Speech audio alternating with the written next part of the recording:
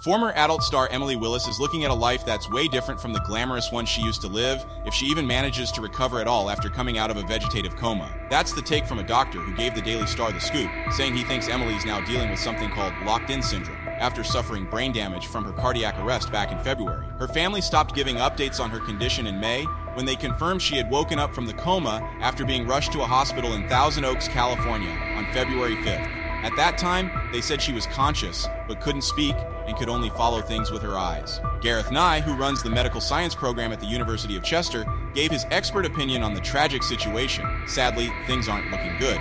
Emily will probably need round-the-clock care since she's not able to talk or move at all. Dr. Nye believes Emily is dealing with locked-in syndrome, which means she might never recover beyond just making basic eye and facial movements. Dr. Nye said she may never get past this point, and that's honestly the more likely outcome.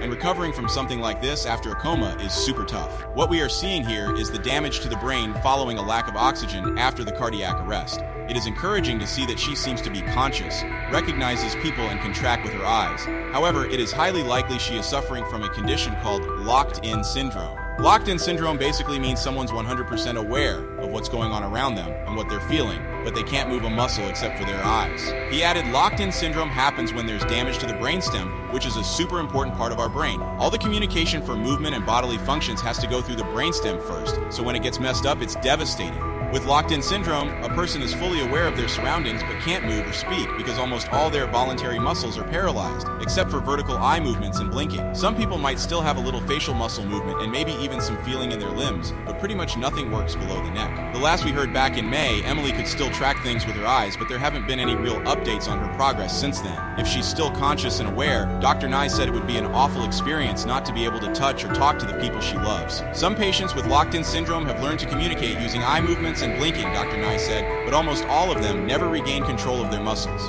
He added she may never get past this stage, and that's what's most likely. Fully regaining movement and living normally again would be super rare, and it would take years of intense work to even see any progress. It all depends on the extent of her brain damage. There are a few really exceptional cases where people have made a recovery, but those are far from the norm. I very much hope that Emily will recover from this critical situation and that I don't lose faith in her full recovery. I won't be too brief this time.